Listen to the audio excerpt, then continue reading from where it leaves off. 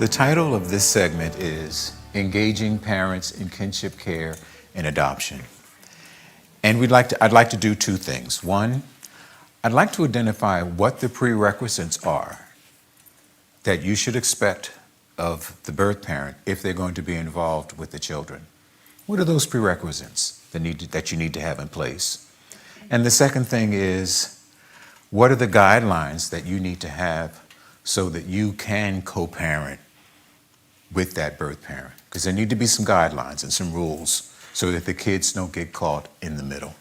So those are the two things I want to talk about. What are those guidelines and what's realistic in terms of what you need to expect in order to have the birth parents involved? So let me ask you this question first. How many of your children are still involved with their birth parents? Quite a few. Okay. How many feel that their birth parent, like the birth parent, is still present even though they're not living with you? Yeah, it's interesting. Yeah, even if they're not around, you still feel their presence. And who keeps them alive? It keeps the child, yeah. Okay, yeah, that's what keeps them so present, because of the children being there. So if they're going to be involved, there's some things and there's some expectations that you should have in place that they should be able to meet if they're going to have contact with the children. And it starts off like this. One of the requirements is that they acknowledge and validate you and what your authority is as a caregiver.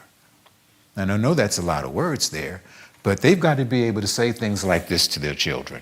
Your aunt, your uncle, your adoptive grandparent or aunt are now responsible for taking care of you. They're going to be able to take care of you and be there when you need them. They need to validate your competency.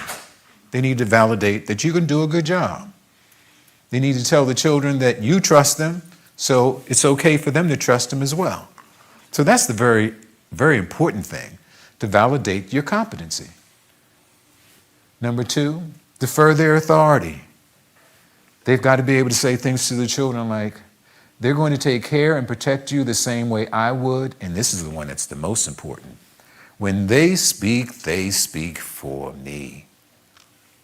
That's so crucial if they're going to be involved with the children. They've got to be telling the children that they should listen to you, that you acknowledge their authority. That's what's so important in that. You acknowledge that you, the birth parent, acknowledges your authority, and that you expect the children to acknowledge your authority. And what goes with that is giving the permission to the children to accept your authority. So they need to hear statements like this.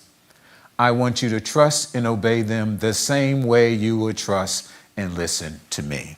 And the children need the permission.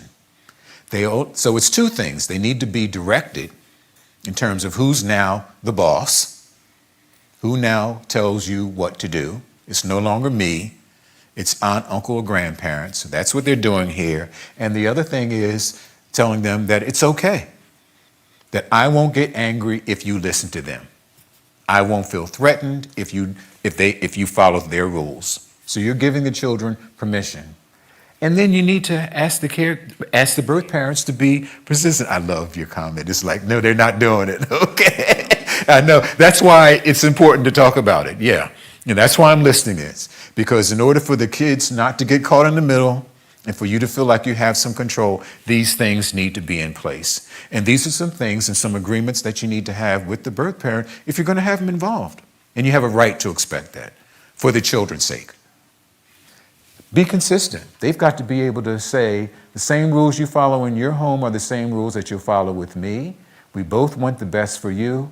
Now, that's if they were following the same rules you were, the kids would be with them. So I know that's not realistic, okay? But the kids still need to know that those rules that you have in place are appropriate and that you support them and that you want them to follow them.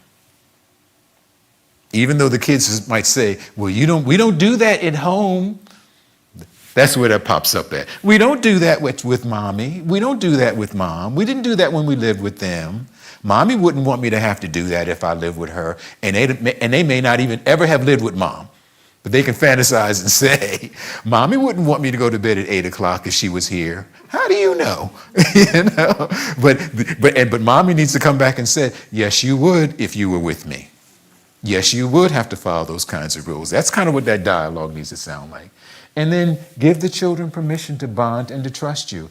I want you to ask for help with problems the same way you would ask me. You can trust them to help you and care for you the same way I love you.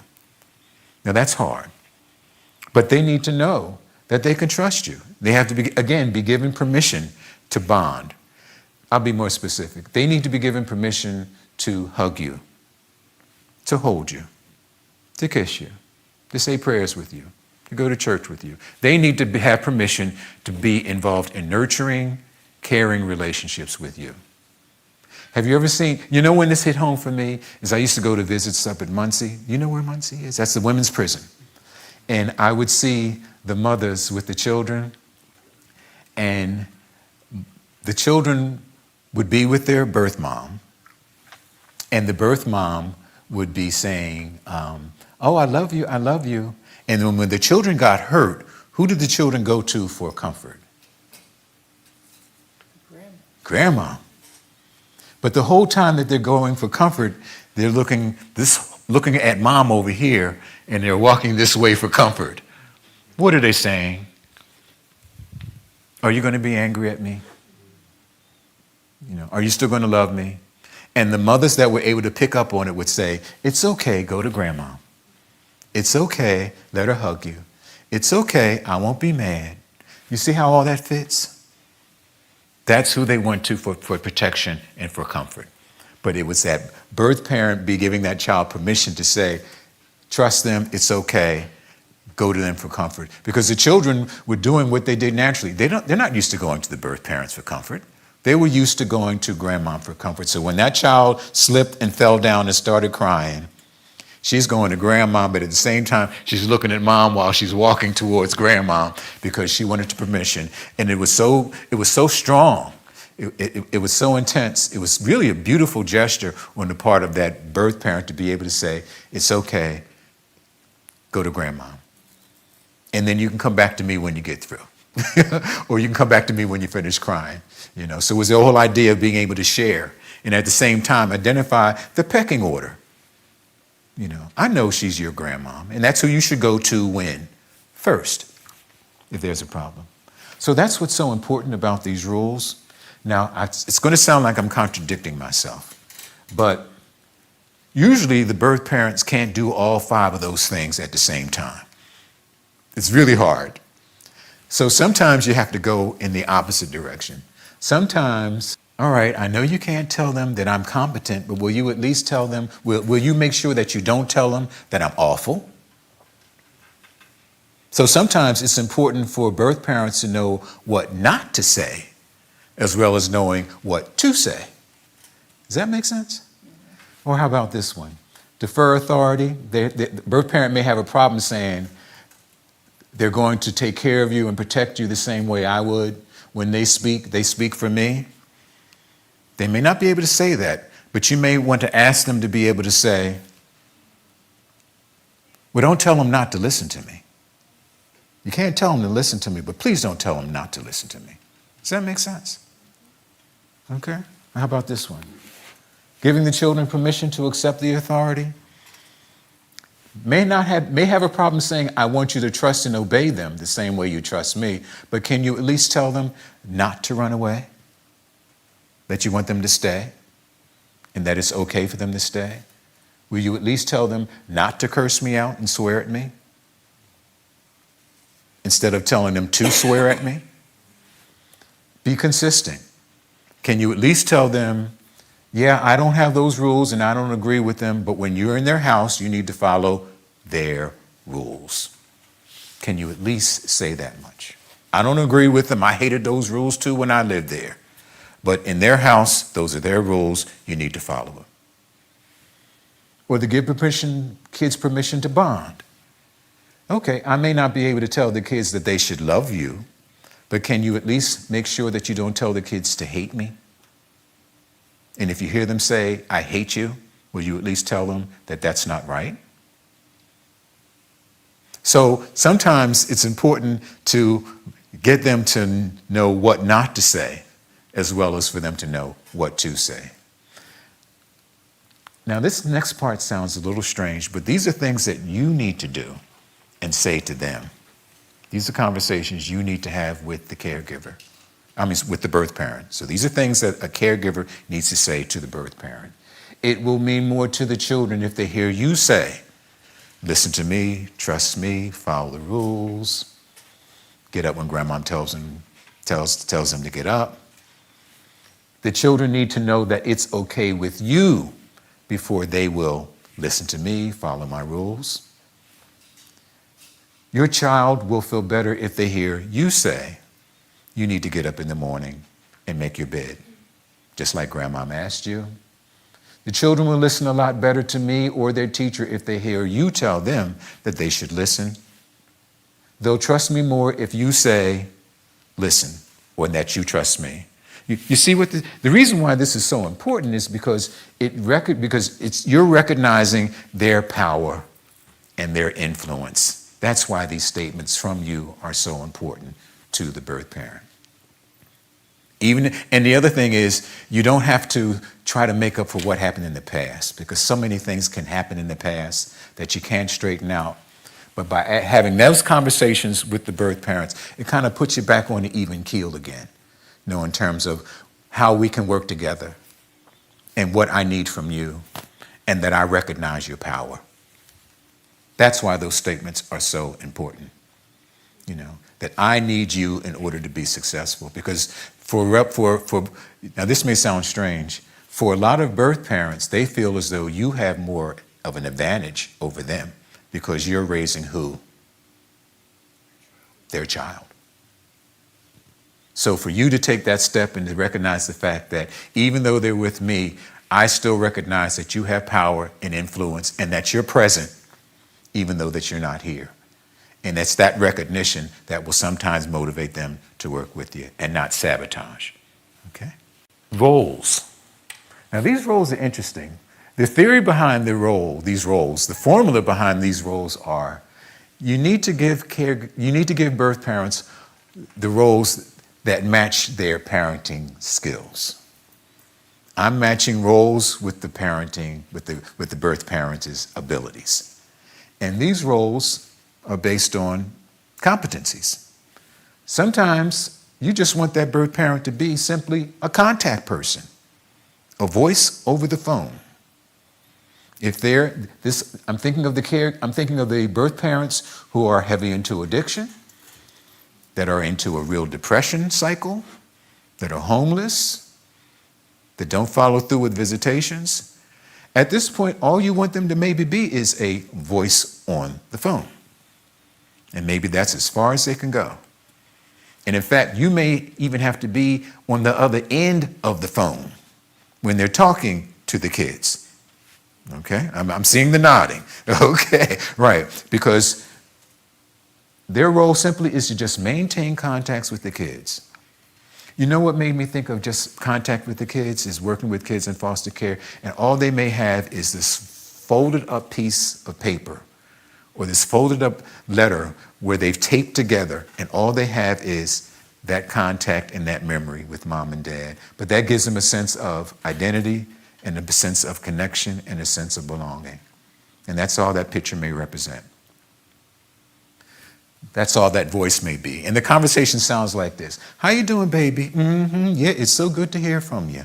Mm-hmm. Yeah, okay, honey, I love you. Mm-hmm. Sounds good to me, sweetie. Take care. Bye-bye. Love you. That's it. That might be all you want from them. Okay? But that might be the best that they're good for at this point in terms of parenting competency. They can give the child a sense of connection and a sense of being loved and a sense of having a parent. All kids need to feel as though they have a parent. They need to feel that connection. Sometimes the next level is maybe being a supportive friend. That conversation sounds like, yeah, baby, how you doing, sweetie? How's everything going? Tell me about what's happening in school. What are the events that's happening in school? All they are is a friend. Have you ever seen, have you ever seen caregivers? Have you ever seen birth parents where they're better at being friends with the children than parents? They know all the latest dances. They know all the music. They know all the stars. They can have conversations about technology, but they're not too good at being a parent in terms of setting limits, being role models, being able to discipline. But that's all you want from them to be at this point, is a friend. They may not be visiting at this point, but that's all they are, support friend. Now, these are for birth parents who can be a little more than just support. These are birth parents who can actually listen. But all they're doing is, oh yeah, I hear you. Oh, is that what's going on? You know what? It sounds like to me you need to talk to who? Grandma. That's all the conversation sounds like. You get them to talk about it, ventilate it, and then redirect them back to grandma. That's all you want from them. And that's what they're good for. Being a friends, being listening. And if they can agree to that, then you allow them to have the conversations to make that contact. But that's the role. Just read them back, redirect them back, brainstorm with them. Sounds like you need to go back too.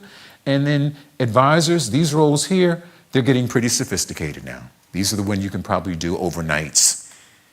They'll probably be able to do day visits, but they can be advisors, problem solvers, disciplinary. And these are the roles that you have when the caregiver, where the birth parent can actually be a parent. But those other roles are the ones that you may want to consider, but it's all about matching the role with their competency. Your guidelines, these are pretty basic. Don't belittle and put each other down in front of the children. Don't send messages back and forth. Don't change or contradict each other without contacting each other. Don't take sides and collude with the children against each other. And then help the children reframe and direct their issues and feelings back to you. Have consistent rules, follow through, make sure they know about the hierarchy, and don't compete by trying to buy their love. This actually comes out of divorce and separation. Okay, all right, because sometimes the relationship with that birth parent is almost as if it's as if you're divorced parents, because they can be so angry. And these are just some basic rules for how to co-parent. So, in summary, you need to let birth parents know what you need from them. They need to know how you need them. They need to know what you need them to do, as well as what you need for them not to do. You need to get back to them and let them know how you need them to be involved in these children's lives. And then you need to come up with some guidelines in terms of how we're going to relate so that we can keep the children out of the middle, so that the children won't manipulate who? Us. A lot of times that's going to be the buy-in. Okay, well, thank you so much.